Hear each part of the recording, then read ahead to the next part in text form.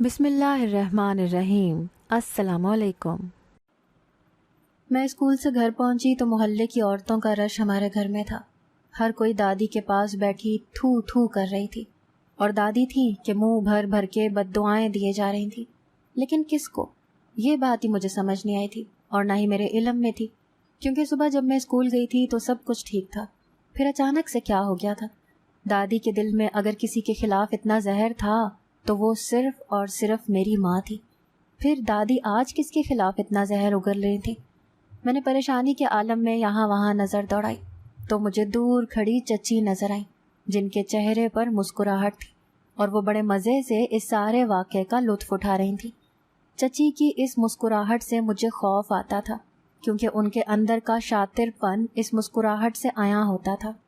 انہیں دیکھ کر مجھے خوف سا آیا تھا کہ کہیں پھر انہوں نے کچھ ایسا ویسا تو نہیں کر دیا جس کی وجہ سے اماں مشکل میں آ گئی ہے، کیونکہ ان کا تو کام یہی تھا، اماں کو کسی نہ کسی پریشانی میں ڈالنا اور دادی کی نظروں میں برا ثابت کر دینا۔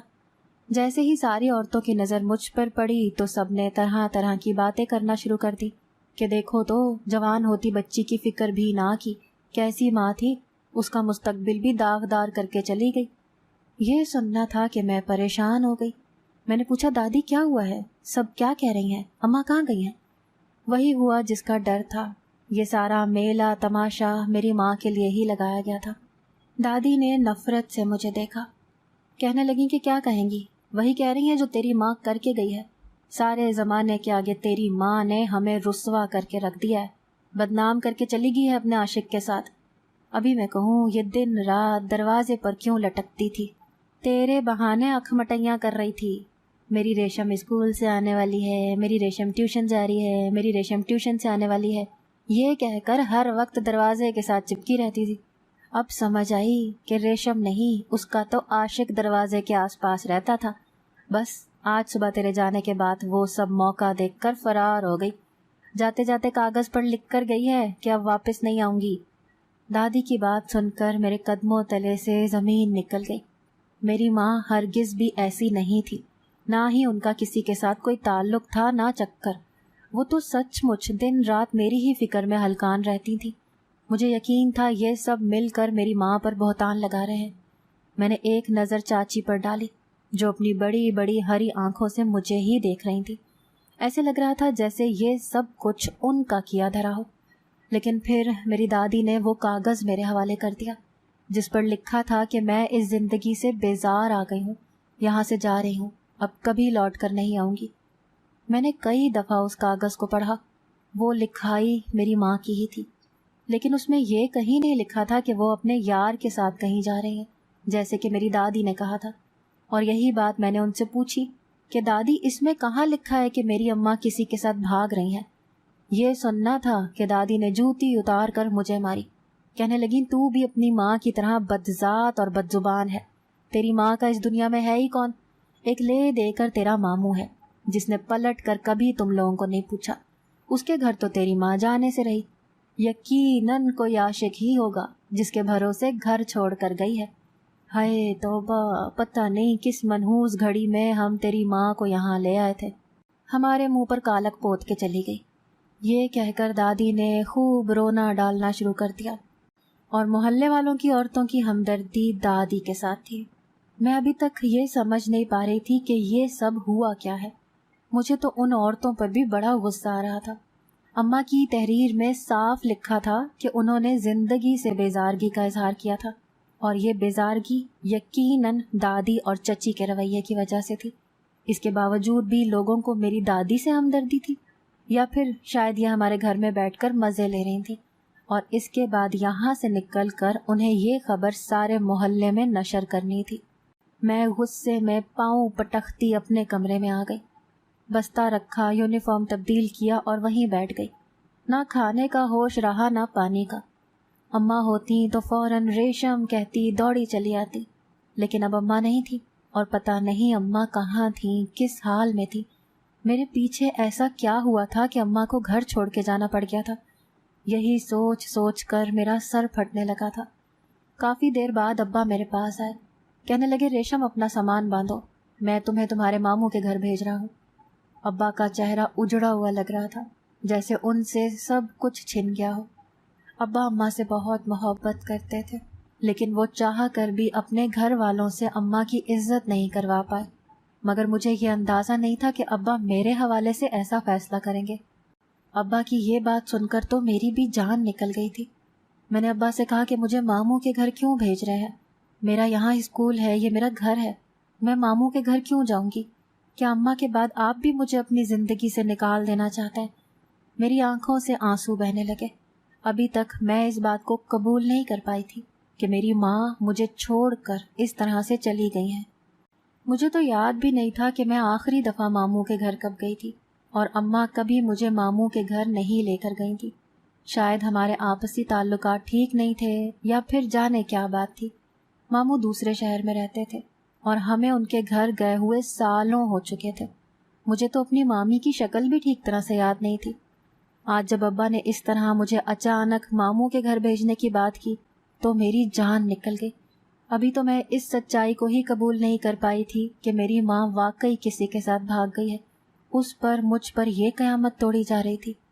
ابا میرے سامنے بیٹھ گئے، مجھے کہنے لگے، ریشم، تیری ماں نے مجھے بڑا ذلیل کروایا ہے۔ محلے والے طرح طرح کی باتیں بنا رہے ہیں۔ یہ خبر جنگل کی آگ کی طرح پھیل گئی ہے کہ فضل حسین کی بیوی کسی عاشق کے ساتھ بھاگ گئی ہے۔ میں نہیں جانتا کہ میرے کام پر جانے کے بعد یہاں کیا ہوا ہے۔ میرے پوچھنے پر بھی تیری دادی اور چچی نے کچھ نہیں کہا، لیکن میں اتنا ضرور جانتا ہوں کہ اب لوگ تجھے بھی سکون سے جینے نہیں دیں گے۔ کچھ دن جا کر اپنے ماموں کے گھر رہا، میں ایک دفعہ تیری ماں کو تلاش کر لوں تو پھر میں تجھے خود لینے آ جاؤں گا۔ میں نے انکار میں سر ہلایا تو ابا نے میرے آگے ہاتھ جوڑ دیے، کہنے لگے، میں تیرا مستقبل بچانا چاہتا ہوں، یہاں رہے گی تو ذہنی مریض بن جائے گی۔ اماں اٹھتے بیٹھتے تجھے یہ یاد دلائیں گی کہ تیری ماں نے کیا کیا ہے۔ سچ کیا ہے یہ کوئی نہیں جانتا، لیکن الزام بہت گھرونا لگایا گیا ہے۔ کیا تجھے تیری دادی کا پتہ نہیں ہے؟ اوپر سے تیری چچی، انہیں تو موقع مل جائے گا، وہ تجھے نوکرانی بنا دیں گے۔ بہتر ہے کہ تو یہاں سے چلی جا۔ دیکھ ریشم، تو میری اکلوتی بیٹی ہے، میں تیرے ساتھ کچھ برا ہوتے نہیں دیکھنا چاہتا۔ میں نہیں چاہتا کہ تیری ماں کی غلطی کا داغ تیرے دامن پر ہمیشہ کے لیے دھبا چھوڑ دے۔ ابا نے اپنی باتوں سے مجھے قائل کر کے ہی دم لیا تھا۔ ماموں دوسرے شہر میں رہتے تھے۔ ابا نے میرا سامان بندھوایا اور خاموشی سے مجھے لے کر ریلوے اسٹیشن پہنچ گئے۔ ابا نے تو دادی اور چچی کو بھی خبر نہیں ہونے دی تھی اور مجھے ٹرین میں بٹھا دیا تھا۔ وہ کہنے لگے کہ میں نے تیرے ماموں کو فون کر دیا ہے، وہ تجھے اسٹیشن سے لے لیں گے۔ جب تک میں خود تجھے لینے نہیں آؤں تو وہیں رہنا۔ میں نے روتے ہوئے ابا سے رخصت لی تھی۔ کبھی سوچا بھی نہیں تھا کہ میری ماں میرے ساتھ ایسا کر جائے گی۔ ماں نے ایسا کیوں کیا تھا؟ کیوں میرے بارے میں نہیں سوچا؟ اگر اماں کو جانا ہی تھا تو مجھے اپنے ساتھ لے کر کیوں نہیں گئی؟ مجھے دادی کے آسرے پر کیوں چھوڑ گئی؟ جبکہ اماں کو معلوم تھا کہ دادی مجھ سے بھی اتنی ہی نفرت کرتی ہے جتنی اماں سے۔ آخر اماں کی زندگی میں کون آ گیا تھا اور کب؟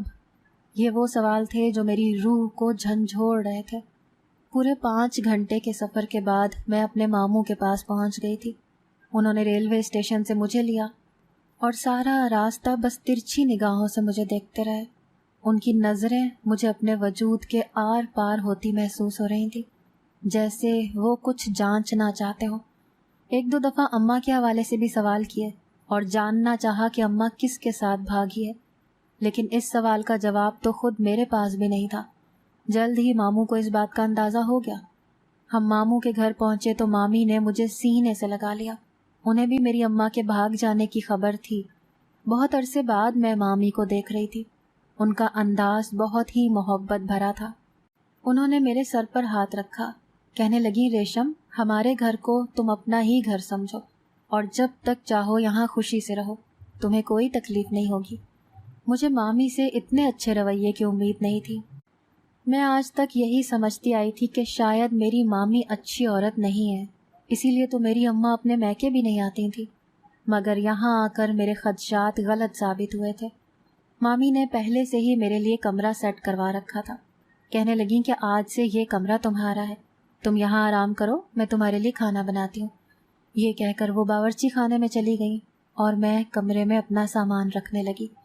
قدموں کی آہٹ پر میں نے پلٹ کر دیکھا تو ماموں کمرے میں آئے تھے۔ وہ ایک دم میرے نزدیک آ گئے. کہنے لگے کہ کیا تمہیں واقعی نہیں معلوم تمہاری اماں کس کے ساتھ گئی ہے؟ میں نے فوراً انکار میں سر ہلایا.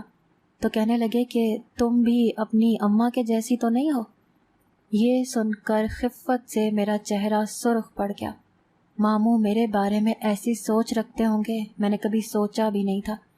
لیکن پھر میرے دل میں خیال آیا کہ جو کچھ میری ماں نے کیا ہے اس کے بعد ہر کوئی میرے بارے میں ایسی ہی سوچ رکھتا ہوگا. جبھی تو ابا نے مجھے یہاں بھیج دیا ہے. مجھے اپنی ماں سے نفرت کا احساس ہوا تھا. ان کی ایک غلطی مجھ پر کتنی بھاری پڑنے والی تھی. شاید انہیں اس بات کا احساس تک نہیں تھا. ماموں نے اچانک سے میرے بالوں کو ہاتھ لگایا. کہنے لگے تمہارے بال تو بہت ہی خوبصورت ہیں. اگر تم چاہتی ہو کہ تم یہاں خوش رہو تو پھر تمہیں میری ایک بات ماننی ہوگی. ماموں کا لہجہ بہت ہی عجیب سا تھا. ان کے انداز میں جو اجنبیت مجھے محسوس ہوئی تھی میں خوفزدہ ہو گئی تھی. اس سے پہلے کہ ماموں کچھ اور کہتے مامی کمرے میں آ گئی اور ماموں کو میرے اتنے قریب دیکھ کر کہنے لگی کہ فراز آپ یہاں کیا کر رہے ہیں؟ باہر دروازے پر آپ کا کوئی دوست آیا ہے. مامی کے آتے ہی ماموں کمرے سے نکل گئے. مامی میرے پاس آئیں. کہنے لگی چلو ہم کھانا کھاتے ہیں. مامی کے آنے سے مجھے ڈھارس ملی لیکن کہیں نہ کہیں یہ بات میرے دل میں بیٹھ گئی کہ ماموں کے ارادے کچھ اچھے نہیں ہیں. پھر آنے والے دنوں میں میرے سارے خدشات بالکل درست ثابت ہو گئے تھے. مامی جب بھی یہاں وہاں ہوتی ماموں کسی نہ کسی بہانے سے میرے کمرے میں آ جاتے اور عجیب و غریب حرکتیں کرتے. ان کی موجودگی سے مجھے وحشت ہوتی. وہ میرے اتنے قریب چلے آتے کہ میرا سانس رکنے لگتا. وہ کیا چاہتے تھے میں سمجھ نہیں پا رہی تھی. کوئی تو بات ایسی تھی جو ٹھیک نہیں تھی اور اس بات کی گواہی میرا دل چیخ چیخ کر دے رہا تھا. مجھے یہاں آئے ہفتہ ہونے والا تھا اور یہ ہفتہ میں نے بڑی مشکل سے گزارا تھا. ابا نے بمشکل 2 دفعہ فون کیا تھا اور میری خیر خیریت سے زیادہ بات نہیں کی تھی. شاید وہ بھی بہت زیادہ پریشان تھے. اسی لیے میں نے ان سے ماموں کے حوالے سے کوئی بات نہیں کی. میری پڑھائی بیچ میں سے ادھوری رہ گئی تھی لیکن میں اپنی کتابیں یہاں لائی تھی. ایک دن میں اپنے کمرے میں کتابیں پھیلائے بیٹھی تھی اور پڑھائی پر دھیان لگا رہی تھی. مامی باورچی خانے میں کام کر رہی تھی. ماموں موقع دیکھ کر میرے کمرے میں چلے آئے. آتے ہی میرے پاس بیٹھ گئے. میرا ہاتھ پکڑ لیا. کہنے لگے تم پڑھنا چاہتی ہو تو میں تمہیں خود پڑھاؤں گا. تمہیں کسی چیز کی کوئی کمی نہیں ہوگی. بس تمہیں میرا ایک کام کرنا ہوگا. میں نے گھبرا کر پوچھا ماموں کیا کام؟ کہنے لگے اپنی مامی کو نہ بتانا. جو بات میرے اور تمہارے بیچ ہوگی وہ اس کمرے سے باہر نہیں جانی چاہیے. ماموں نے پیار سے میرے گال پر ہاتھ پھیرا. کہنے لگے تم تو میری پیاری بھانجی ہو. میرا تم پر حق ہے. اسی لیے میں چاہتا ہوں کہ تم ہماری کوئی بھی بات اپنی مامی سے نہ کہو. یہ کوئی تیسری دفعہ تھا جب ماموں میرے ساتھ ایسے ہی حرکتیں کر رہے تھے اور مامی چلی گئیں. ماموں کی بات پھر ادھوری رہ گئی. مامی نے غصے سے ماموں کی طرف دیکھا. کہنے لگیں کہ آپ بچی کو پڑھنے کیوں نہیں دیتے؟ ریشم کے کمرے میں آپ کا کیا کام ہے؟ ماموں نے غصے سے مامی کی طرف دیکھا. کہنے لگے تم جا کر باورچی خانے کا کام کرو. میرے اور میری بھانجی کے معاملات میں نہ پڑا کرو.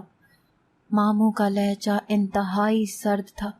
مامی بیچاری مجبور ہو کر واپس چلی گئی اور میری ریڑھ کی ہڈی سنسنا اٹھی. ایسی کون سی بات تھی جو مامی کو نہیں بتانی تھی اور کیوں ماموں مامی کے ساتھ اس طرح پیش آ رہے تھے؟ مامی کے جاتے ہی ماموں نے مسکرا کر میری طرف دیکھا اور میرے ماتھے کو چوم لیا. کہنے لگے کل میں تمہیں اپنے ساتھ شاپنگ پر لے کر چلوں گا.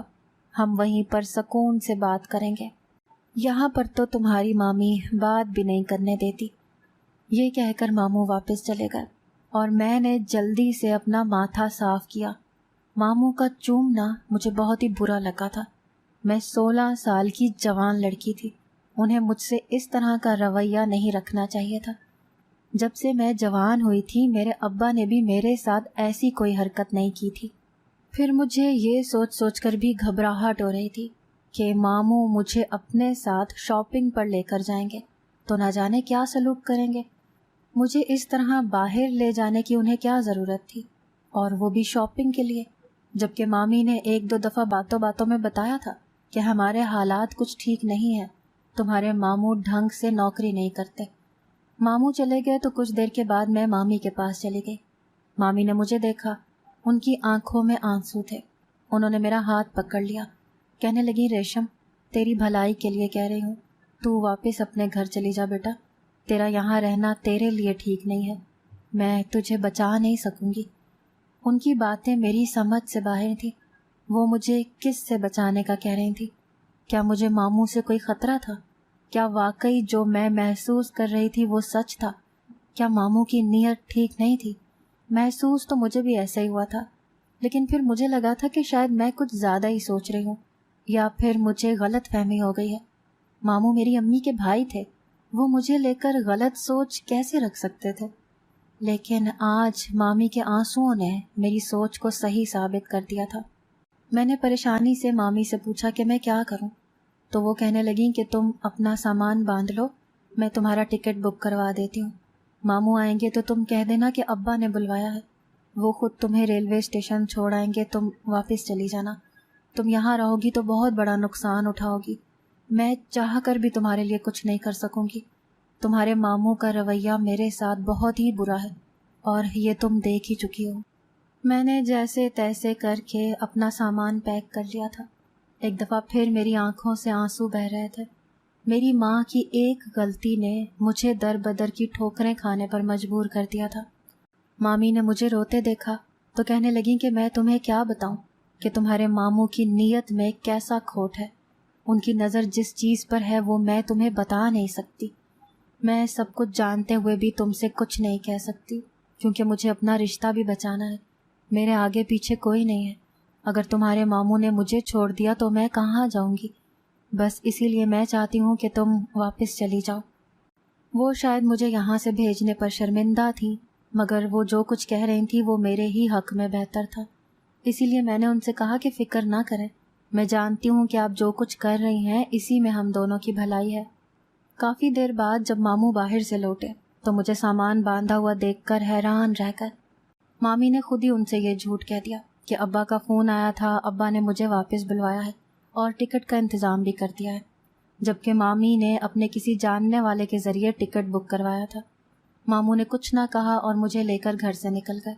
مجھے ان سے خوف بھی آ رہا تھا اور اس بات کا سکون بھی ہو رہا تھا کہ اب میں واپس اپنے باپ کے پاس چلی جاؤں گی۔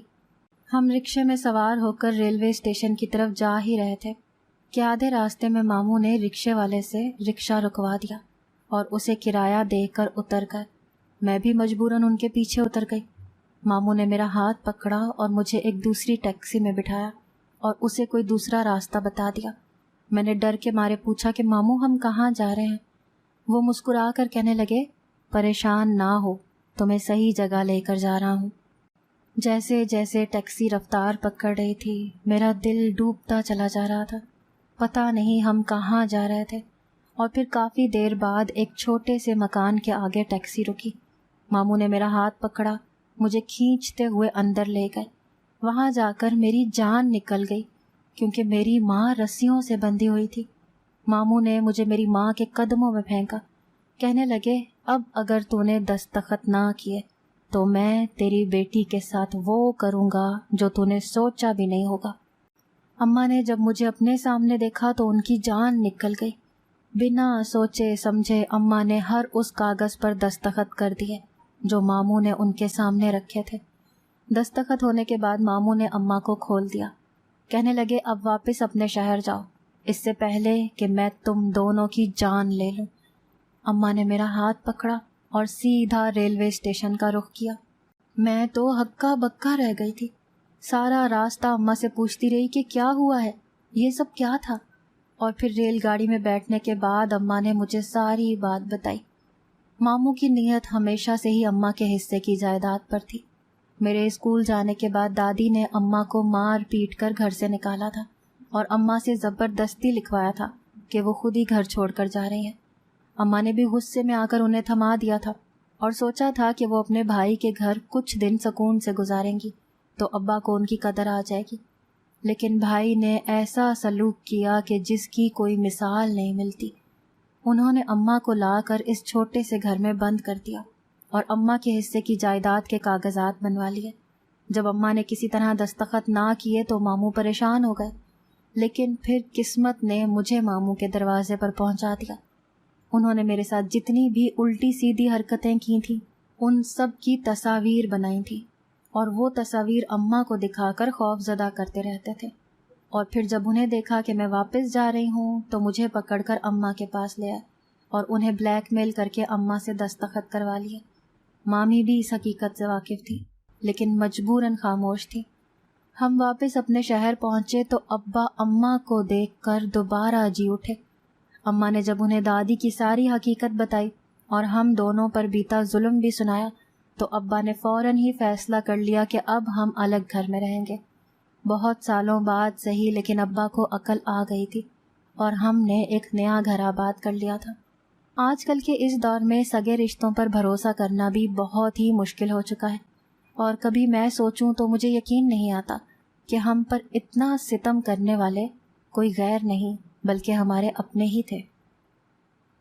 اگر آپ کو آج کی ہماری کہانی پسند آئی ہے تو اسے لائک کیجیے اور اپنے پیاروں کے ساتھ شیئر کیجیے، اور ہاں، اگر ابھی تک آپ نے ہمارا چینل سبسکرائب نہیں کیا تو ضرور کیجیے۔ ملتے ہیں کل ایک نئی اور دلچسپ کہانی کے ساتھ، تب تک کے لیے اللہ حافظ۔